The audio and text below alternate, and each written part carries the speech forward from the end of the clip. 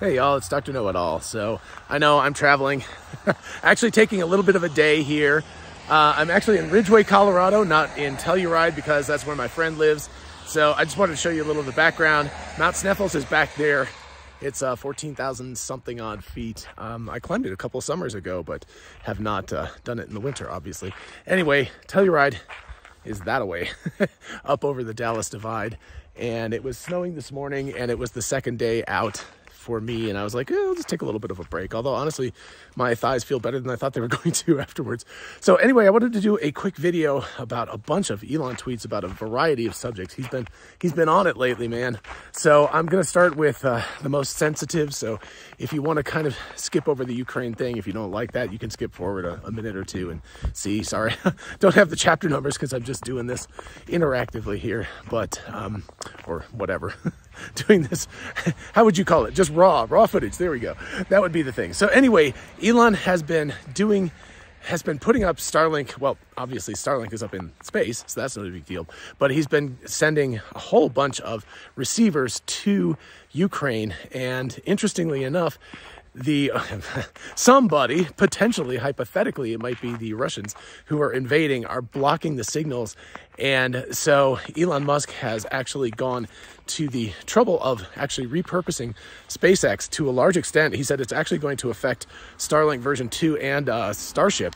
So pretty impressive that he's putting forth this many resources, but he is going to, or is in the process of creating software updates that are going to actually get around the jamming techniques that the Russians are using. So very impressive that people are even able to do this, because it's not the easiest thing in the world to come up with anti-jamming techniques.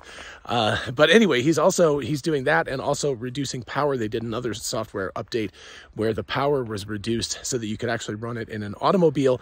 And they're allowing people to, in the Ukraine, I believe alone, they're allowing people to actually use the dishes while moving. That's not in the terms and conditions for most people. I haven't got mine yet, but my understanding is that the terms and conditions are that you're not allowed to use it while moving at this point, although it does have the capability. But anyway, they've allowed that in Ukraine so that people who are on the move can actually go ahead and use the dishes.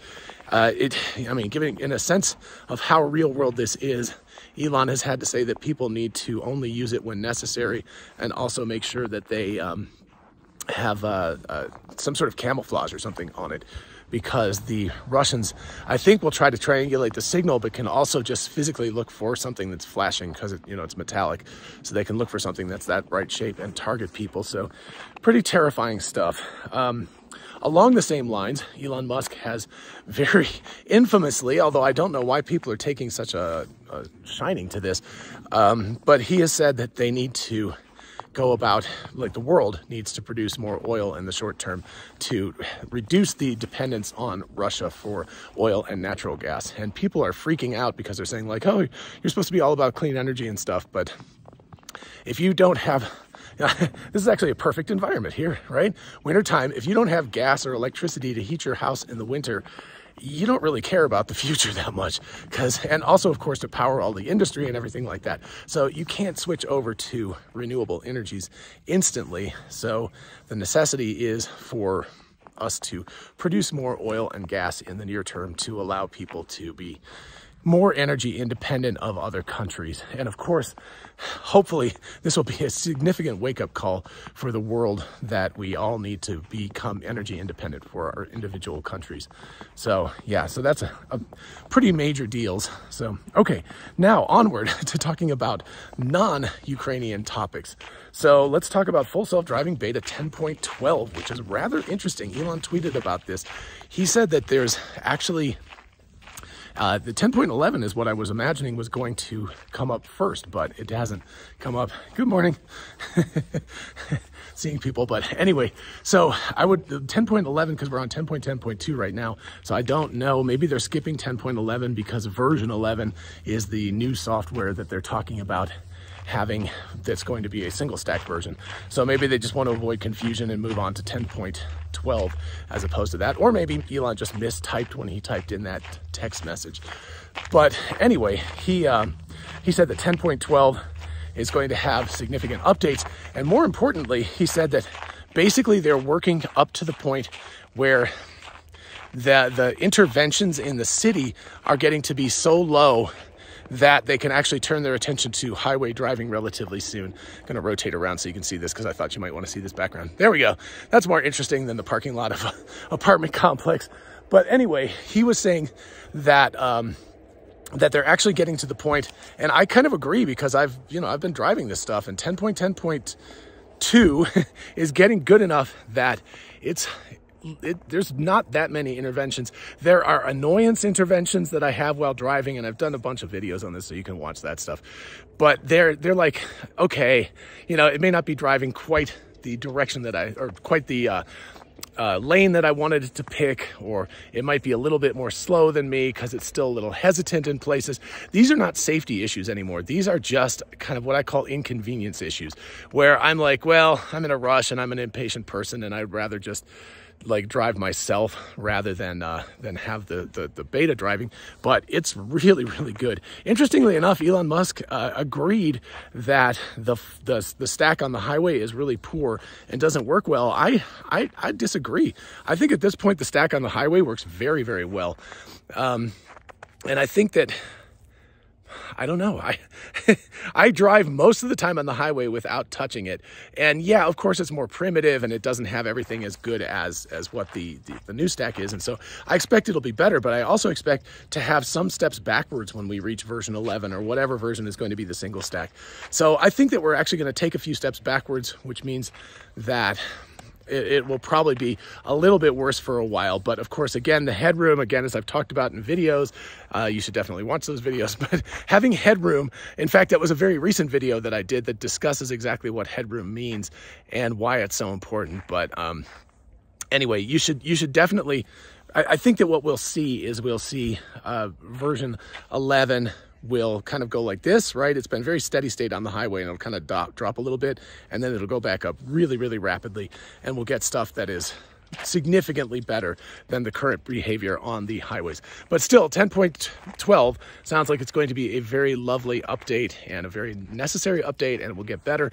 But it's really interesting to see Elon talking about how the city driving, the new stack, the neural network, HydroNet, whatever it is now that you want to call it, is working well enough now that they're talking about having to be able to move to just using that on the roads and be able to focus on the highways. So really, really cool.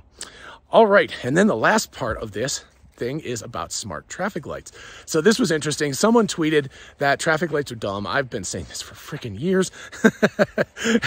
And Elon agreed with that and said maybe that Tesla, what they should do is take some of their full self-driving, some of the cameras that they have for full self-driving, some of the hardware they have, and they should integrate that with regular traffic lights. So there's control boxes that sit next to most traffic lights, and those control it. They're either on a timer or they use the little magnetic wires underneath the road to detect when cars are there, and they utilize that stuff to be smart lights. They are really dumb. Lights are about the opposite of smart. They're like dumb lights is what I call them. And the reason why is because lights are reactive, not proactive. So what they do is, right, so it's a completely empty road. And if it's on a timer, it's on a timer. 4 o'clock in the morning, you're sitting there for like a minute waiting to turn left at a light when no other people are there. It's super, super annoying. Just when I flew out here, I left at like 4:30 in the morning and drove out here, and in town, before I got out of town, I sat at 2 lights for absolutely no reason. There was no traffic around. And that's a situation where it's just ridiculous that the light doesn't just change immediately and go. But anyway, in a normal circumstance, let's say you want to make a left-hand turn and you pull into the lane, and they usually have the little cutout in terms of the asphalt and everything, so you can actually see where the little loops are and everything. But essentially what happens is you pull over that and your car reacts with or creates a magnetic field under the road, and then that signals the box or whatever it is that there's somebody in the left lane and you need to trigger the left turn lane. Again, right-hand side of the road, driving things, flip sides to the right-hand turns in the countries that do it the opposite way. But anyway, so it does that, but that's reactive, right? It just sits there, and then it has to go through a whole timer, and it has to get to the point where it goes like, okay, now I can trigger this left-hand turn lane. And that is true whether there's a huge amount of traffic or zero traffic. And that's super, super annoying when there's not a lot of traffic around. But even more importantly than that is when there is a lot of traffic, how do you deal with all of the congestion? And, you know, cities have tried to do things like time the lights so that they all change it in sequence so that you can go there, you know, you can travel without having to stop. But the problem is you have two-way traffic, so you have to figure out how to make that work for both directions. It doesn't work that well. And as Elon Musk said, it's stumped most of the smartest humans. It's really, really difficult to come up with traffic control that works when it's highly congested to try to create, I don't know, as smooth a flow of traffic as possible. Elon thinks that when there are more robo-taxis on the road, it's actually going to be worse. I kind of personally, honestly disagree with that, but that's because my theory or my vision of the of that condition is that the cars will talk to each other and they will talk to the light grid and things like that. And so there will be a way for these vehicles to interact and to sort of control the traffic themselves and take care of that. But it's an incredibly difficult problem. It's not easy, but at least on a local level, having these lights be able to change as they see a car coming, so proactively rather than reactively, right? So you see a car coming from a distance away, turns on its left turn signal, you know it's going to be making a left turn. You look around at the other traffic and you realize you could just, you know, for just a few seconds, turn that light to a left turn light, let the person turn and then flip it back again before the traffic in the other direction gets there. So on a local level, it would work really, really well to be able to have these sort of vision-based lights. That doesn't solve the general like monster traffic problem. Of course, Elon Musk had to put in a plug for the Boring Company in a tweet. You know, he was like, hey, tunnels would be good. And tunnels would honestly be really, really fantastic. So all of that would be really cool to be able to have. And just, so anyway, that's the main topics I wanted to cover, a lot of Elon tweets. But one thing that's really cool is someplace that direction is the original Nikola Tesla AC power plant that served Ouray, Colorado and Telluride, Colorado during the gold rush time in the, like, I think the 1890s was when it was built. It still apparently operates, and it's at Bridal Veil Falls at the top of that in Ouray. And so it uses the water coming over the falls to generate AC, the original alternating current electricity place. So I'm going to try to at least get close to there and do a little mini episode about that. You know, I know it's not Tesla, the automobile company, but it's really cool that like, it's just, I happen to be like right there, just a few miles away from where the original Nikola Tesla power plant was. And I think that's pretty sweet. So anyway, I know, sorry for the kind of rawness of this, but like I said, I'm traveling, so you get what you get. And I hope you enjoy thinking about these tweets and what they actually mean. A lot of real world stuff going on, both right now in terms of wars, in terms of energy independence, but also really cool stuff to think about for the future in terms of like self-driving and all of the lovely things that can happen. So stressful present, lovely future. I guess that's what we're looking at right now. All right, I'm going to sign off. Thank you again to my patrons on Patreon for supporting me, especially while I'm traveling and so forth. And also definitely check out the Whole Nuts and Donuts channel, which is the sister channel. Link is in the description. I will be posting a video about my first trip to Telluride. In fact, I did a little sneak peek of it, just a quick video of me skiing there. And sorry, car passing.